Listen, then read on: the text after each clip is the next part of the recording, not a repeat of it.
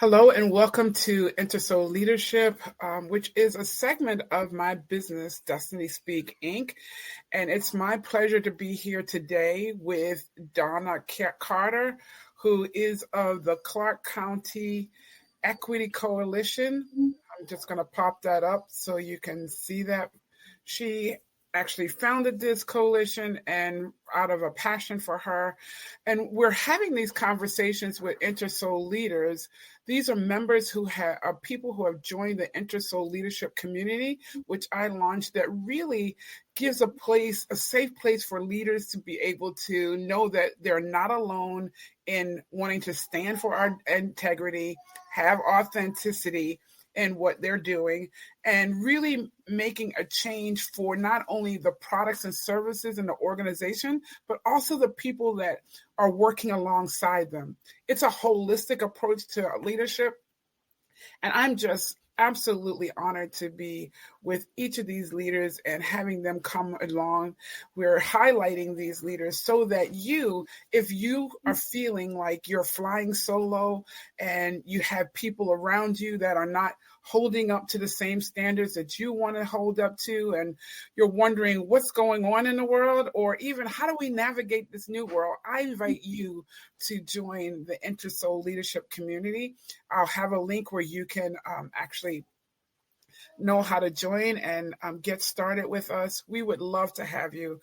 I call it a momentum. We're setting a momentum. It's a movement for leaders who really are wanting to make a difference for the people who they are leading, and helping everybody around them within their influence to really excel. Right. And when we do that, it's not just about collaboration, but it's about getting the greater of the good, because we have the community working towards their greatness. So with all that said, I'm going to welcome Mrs. Donna Carter of the Clark County Equity Coalition. Woohoo! Hi. Hi, how are you? Good. And Donna, again, thank you for joining us. Would you please explain to the audience, I know we're going to get into what the community, InterSoul Leadership community, means to you, but if you could explain to us what you do, how you came about the Equity Coalition, why, and where you all are right now. Yeah, thank you for having me, Yvette.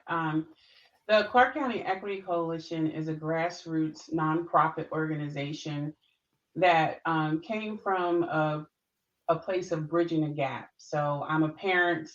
My daughter's 14. I live in Kentucky, and she was a couple years ago was in a school where there was a survey done, and quite a nice percentage of the teachers were not comfortable speaking to a child of another race or culture.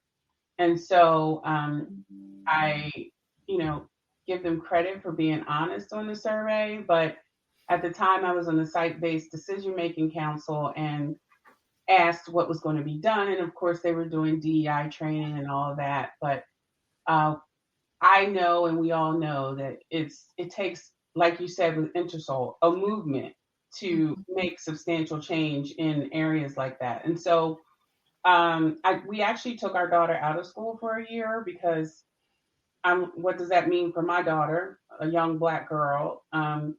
And there's not very much representation in the schools. It has since improved, but that year I, just felt an urging and just a nudge, and I definitely believe it was the Holy Spirit telling me that, okay, you can do this for your child, but what about those parents who can't? What about those kids who can't? And so I started calling some like-minded people, and I have a young lady, a young woman who partnered with me, Vashay King, and I started calling around, and I said, hey, let's do something. Got in touch with an organization in Kentucky called the Pritchard Committee, which is focused on student achievement in the states and the equity of that achievement.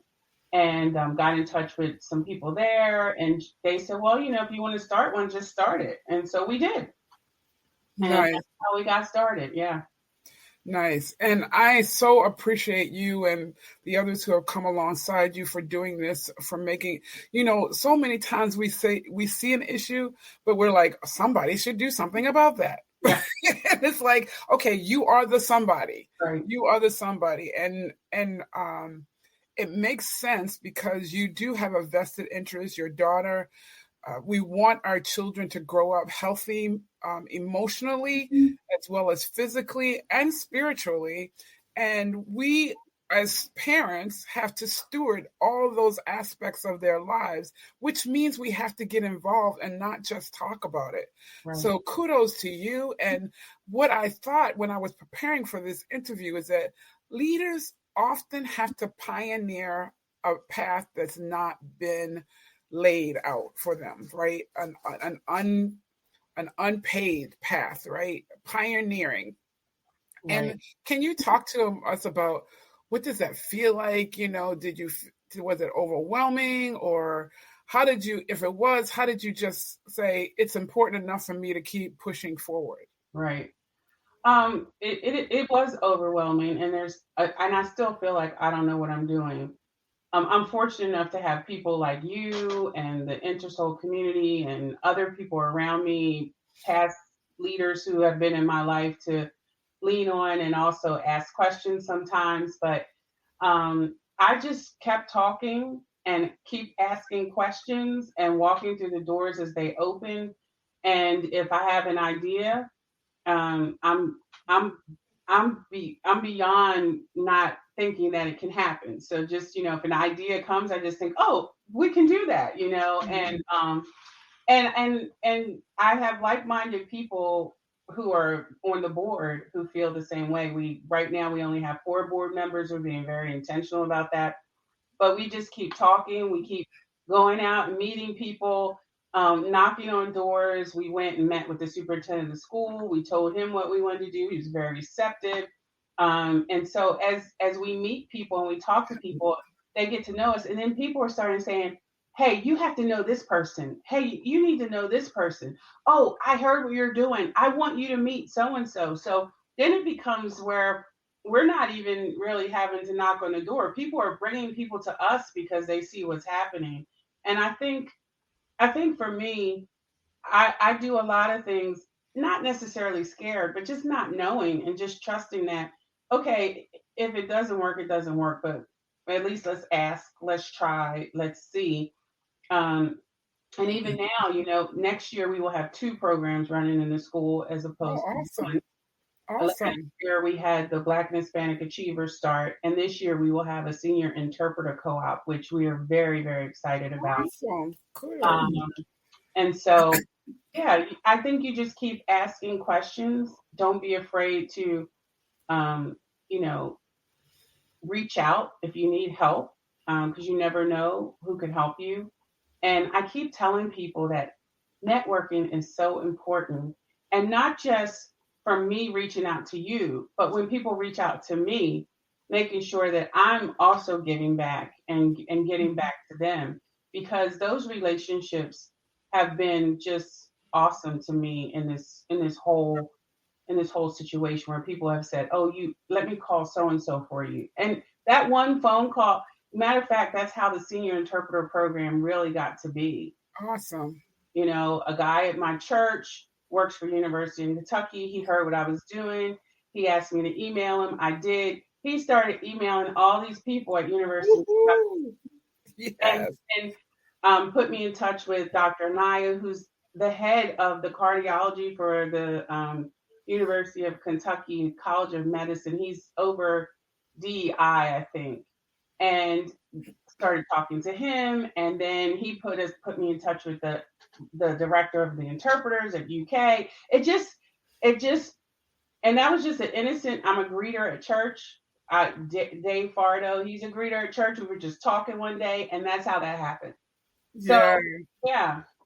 So that's so, and this is so aligning to, I think there's certain things, there's certain pillars, if you will, that leaders have to just be willing to get comfortable in and continue to do, because Megan, who was our guest a couple of days ago, talked about the power of networking too, and how it has enabled her to get and almost rebrand her business so that she was okay with doing what she's doing today. And to your point, it's opening doors, and it said closed mouths don't eat, right? And so when you actually go and you share your story, you share your passion, you share the vision. And I talk about the vision performance, authentic communication, empowering yourself and the people around you, and then building resilience in my programs through Destiny Speak when I'm coaching leaders. Yep. And so you're talking about, how do I make sure my vision is continuing to perform? I share the vision with others so that doors can open. We see what's possible and we go after what's possible. Right. And that's amazing. And it's one step at a time. And it sounds like that one step opened a whole bunch of steps for you. Yep, it sure did. It sure did. So I know that you also had the opportunity through this great movement for our students, Black and Brown students, to go to Washington, D.C. And can you tell us more about that? Sure. My partner, Vashe King, oversees the Black and Hispanic Achievers. And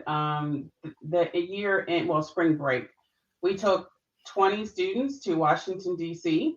We did some college tours. We went to Marshall University, Howard University, University of District of Columbia, all the memorials, the National African American History Museum, the Air and Space Museum. I mean, we did it. We did it all.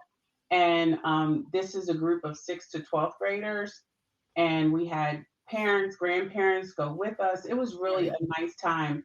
Some of these students had never been out of Winchester or Kentucky, and it was just really a good time for them. And there was minimal that they had to pay. She took care of that, and we just really had a great time. And so we will be kicking off that program again in September. And I don't know what trip she's planning at the end of this year, but I'm sure it's going to be phenomenal for the kids. And the goal, her heart and the heart of the Equity Coalition is to bridge gaps by showing children who don't always have resources what is available to them. Just exposing them to what is available to them so that they can really dream and they can really desire and inspire to be more. And we hope that we pour into them, that they will come back to the community and be our future leaders. But even if they don't, we want them to know what's available to them. And so that was the goal of that trip, and it was really really nice. Weren't you also invited by some group to come and serve or be a part of a discussion around this topic in DC even before that trip? Well, the Pritchard Committee, which is the committee where the group I told you that focuses on student achievement with the state and equity, they sponsored us to go to the Ed Trust Conference in Washington, D.C. I believe it was last year's, maybe it was the year before. But that was a phenomenal conference. And they have a conference like that every year. It's usually in DC, and it's focused around education and topics for marginalized students, for our Black and Brown students, students who don't always have resources. And this was a power-packed conference. I mean, there were really some good speakers there, and we really learned a lot. So we were able to attend that from a sponsorship from the Pritchard Committee here in Kentucky. That was really nice. Yeah, and so what you're sharing with us is that you're modeling the way for your students. So as you're encouraging them to be exposed to different things, you all are being exposed to different opportunities. And it was great that, the Pritchard Committee invited you all there. And so I commend you for really taking something that you could have gotten really bitter about how your daughter was being treated. You could have And like you said, you could have walked away and just continued to educate her on your own outside of the system. But there are some things that I like to say, and that, as we know, there's a call on your life and an assignment on your life that's really a divine assignment, I believe. And we have to answer it. We don't have to, but it's probably in our best interest to answer it, right? Yeah. And it sounds like you have started to see the fruit of your labor, and you know that, yep, this was the right thing to do. And just think of how you're showing what leadership skills you're showing your daughter. Yeah. About, here's something that I care about. Here's something that I think should be right, and when it's wrong. And I'm not just going to be a voice in the crowd complaining about it or things like that, but I'm going to go for it. Right. And that, all of that really just speaks to the values of the InterSoul leadership community. We know that leadership cannot continue to look like it has in the past for in most situations. It can't be a dictatorship type thing or do as I say kind of thing. People learned during COVID that they have choices, right? Right. And so with having choices, we need to make sure we're giving people meaningful work and meaningful opportunities, and that they understand the cost and the risk around all of that and willing to go after that. So again, kudos to you and your committee. And what is it that you all need as a coalition? How can this audience and those who are going to listen to this on replay, how can we most help you? And I'm going to put your contact information in the post afterwards, but how can we most help you? Yeah. Well, we definitely could use donations, and we're always looking for contacts. I do want to clarify, my daughter didn't really receive bad treatment at the school. But I think sometimes, like you said, Yvette, we want to, I could have just, like you said, I could have pulled out, kept her in private school and just gone about my business. But that would not have helped anyone, and now we're having courageous conversations we've had a session with the students. We've had a session with the teachers and staff. We've had a session with parents, and our next session is with the board and the administration. So the good thing about it is that we've learned that most of the teachers and the staff, they want these conversations. They want to learn. There was just no true opportunity, right, with what they were getting. And so a lot of times I didn't get bitter, but you think, if you have a skill set, and I've been in DEI for years because HR is my living, and I thought I have a skill set that could help this community.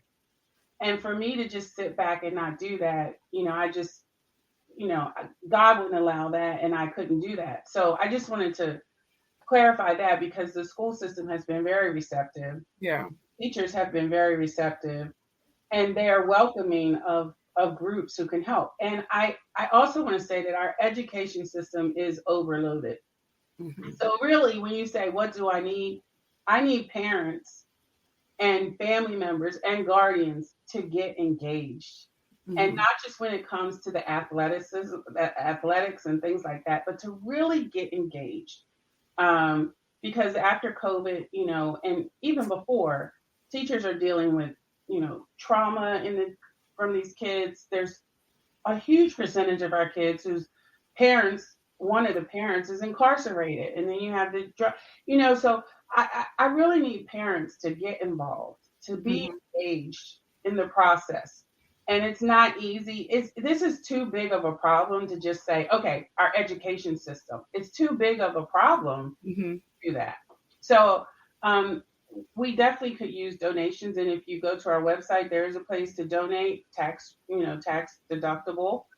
But we also can use parents to get engaged. And if you're not in our community, I encourage you to be engaged in your own community, in your own education system, and in your own schools, because just being a mentor or being there, or kids having representation in the schools, even if it's not a teacher, can make a big difference for these children. Yeah. What's your website? I'm going to put it up. It is Clark. You would think I would know this by heart, right? Where's my business card? And while you're looking for that, go ahead. No, go ahead. Go ahead. No, go ahead. You got it? No, not yet. Okay.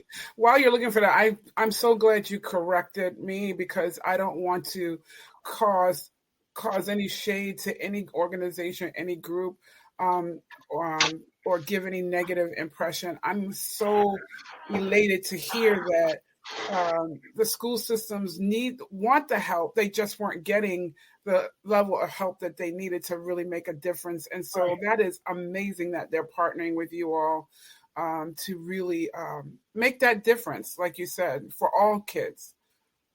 Right. It's Clark, CLARKCO equitycoalition.com.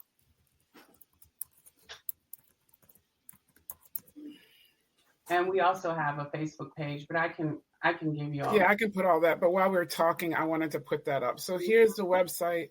If you are looking to find out more about what they're doing. And again, as Donna is saying, this is happening in Kentucky. Right. Winchester, Kentucky. It started because that's where they're living. But Clark County is the county in which this is all happening. And maybe you want to start something in your area. I'm sure if you reach out to them, they'll tell you how they got started. Yeah. And maybe that I'm sure that will help you to be able to start too. So let's just talk about the leadership and the InterSoul leadership community and how that's helped you, especially in this space. Now, I know you've been a leader in corporate and you're HR professional, human resource professional. You've led many, many different organizations, even global organizations. So leadership is not a stranger to you or foreign to you. But why? Can you tell us why you felt becoming a part of the InterSoul leadership community was important? Well, number one, I know you, and I know what kind of leader you are, and over the years, the advice and the mentorship that I've received from you. So that was number one. And so just knowing you, I know that there's going to be like-minded leaders. And I always strive to have a network of people around me who, the old saying, if you're the smartest person in the room, then you're not in the right group. And I am always trying to learn.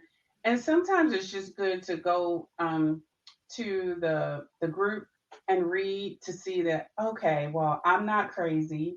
I'm not the only one. And this is really what's happening, that kind of thing. Because sometimes, you're dealing with stuff and you're going through things, and just to hear, not that you want other people to be going through things, but just to see that you're not the only one, is really sometimes comforting, and to talk and share and to be uplifted, because a lot of times you'll send out posts or emails, and it's, I'll read it and I'll be like, oh yeah, it's just what I needed for the day. So I think that's really what draws me to InterSoul. Awesome. Can you share a pivotal moment or a challenge you've faced as a leader and how your leadership approach helped you overcome it? I think a pivotal moment would be, starting a new position, and there's always that part where you have to get acclimated, and you kind of feel like I'm in over my head, because you're learning a new way, a new position, new responsibilities. And if you're trying to build a team at the same time, I think sometimes it can be difficult. And I think the way that I usually overcome that is just trying to show up authentically Mhm. and really trying to show up vulnerable, and not let myself think that, I don't have all the answers. I don't need to have all the answers. That's why you have a team. And just relying on that. And because sometimes, I'll be saying something and I don't know the answer. And so I'll say I don't know, but then in my mind I'm thinking, oh, you shouldn't have said you don't know. You go through all those things. But then I've learned over the years that it's okay. I don't have to be the smartest person in the room. I just have to be able to inspire my team and motivate them and empower them. And because where they're strong, I may be weak, and where I'm weak, they may be strong, and that's what makes a team. And so I think learning that has been probably the most important thing and freeing thing, right? Yeah. Then, I don't have to go spend hours trying to research something that's not in my lane, Right. right? Because I just want to go to the meeting and be the smartest person in the room. Let the person who really knows do that, right? And Right. that's very freeing, and has been something over the years that has really helped me to um, help empower and develop my team. Because if I'm trying to do everything, then what is there left for them to do? Hmm. That's really good. Mhm. That's really, really good. And we talk, if when people look at the branding around the InterSoul leadership community, that line I use all the time, which is stop flying solo. Yeah. And that means it's like, even if you have a team, but you're trying to do everything, you're flying solo, and that's not sustainable.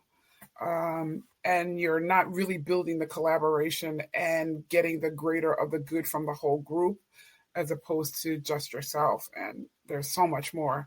So the in the InterSoul leadership community, I talk about making sure that one of my goals is to make sure that we give leaders a safe space where they can test out things. It's where they can even share where they are at the moment. It's because sometimes leaders don't have a safe space to vent, not vent, just vent, but to share ideas and get other people, get feedback, or even just feel like, how do I continue to build as this leader, right? And so my goal is to have leadership look different, and that's just not physical, but how our demeanor, right, and our continence, how we even show up that way, and sound different and leave people feeling different. How do you think? How are you doing that in your day to day work, holding up those type of values um, as you're leading the various organizations that you're leading? Um, I think I like to make sure everybody has a voice and feels heard and valued. Um, I have open communications with my team, and the company I work with full time is all full time remote. So I really have to be intentional about meeting with them and letting them know I'm available. And then for the coalition, we really have taken, I don't think it's a unique approach, but we invite other organizations. It's not just about us. So there are other organizations who are part of the coalition, and they participate and they come, and we're not trying to reinvent the wheel. Mm-hmm. The mental health task force is part of our coalition. The health department here is part of our coalition, and we support them, they support us, we work together. Mm-hmm. And when it comes to the school system, there's things that they can offer that we can't, and that kind of thing. And so I think being able to be free enough, and not, as a leader, not have your ego get in the way of allowing other people to participate and demonstrate their strengths. And they have a lot of strengths. We have a lot of great agencies here who really are doing some great work. And a lot of them are working with the school district. And so we don't need to recreate that, but how can we help you? How can we partner? Is there something you need from us? That kind of thing. And so that's really been my approach. Is not about it's not all about me. It's not all about us. That's really been my approach to leading. Awesome. So as we're wrapping up, what advice would you give a leader or someone who, let me put it this way, because often when I talk to people, they're like, well, I really didn't consider myself a leader, which I'm always like, I'm always surprised at that when people come back and say that, because in my mind, we're all leading in some fashion in our life. We're at least leading our own individual lives, right? So let's get back to the question. What advice would you give someone or a leader who is hearing these conversations, these interviews of you wonderful InterSoul leader community members, and they might be contemplating joining or wanting to hear more about the organization? What advice would you give them? I would say it's a great organization to join, and the only reason that you wouldn't is that you want to fly solo, I think, because it's such a variety of leaders too, right? Some people are entrepreneurs, some people are still in corporate. It's just such a variety of leaders, and at different areas of their life. And there's a lot of gems that you get from just reading the posts, from the emails and the things that you send out.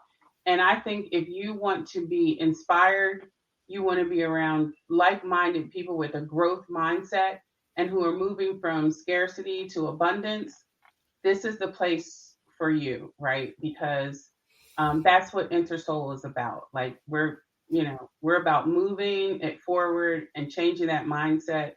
And so that's what I would say to anybody who's thinking about joining InterSoul. Thank you so much. That was so awesome.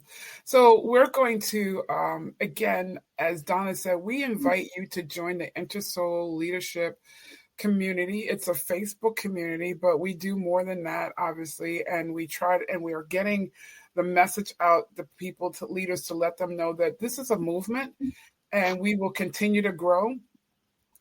Thank you again, Donna, for joining us. And if you are interested and have the means to help the Clark County Equity Coalition, they're obviously taking donations. You can go to their website. Let me put that back up again, and I'll put it in the notes. You can go to their website, as well as if you're in the Clark County, Kentucky community, they're asking for you to get engaged. And you might say, well, how can I help? How can I get engaged? Just ask them. I'm sure they'll be able to tell you how you can help them out. And it really does take a village to really make things go, to help our children to grow. But it also takes the wisdom of many to just excel and make something happen even much faster than what we could solo, just as an individual. We can all say, oh, this is my baby, I'm just going to do it. But you go much slower than when you have people come alongside you to help. So thank you again, Donna, for joining us. We'll be watching for all the great things that Clark County Equity Coalition is doing. Like their Facebook page so that you can keep track of what's going on, and where you can help, you will help. And I believe that. And much success to you and your organization. And I believe all the finances that you need and resources are going to come in swiftly. Thank you. I receive it. Thank you, everybody, for watching and for commenting. And if you have any questions, just reach out on the post and we will get back to you. But most importantly, we're looking for you to join the InterSoul Leadership community. Bye-bye now. Thank you.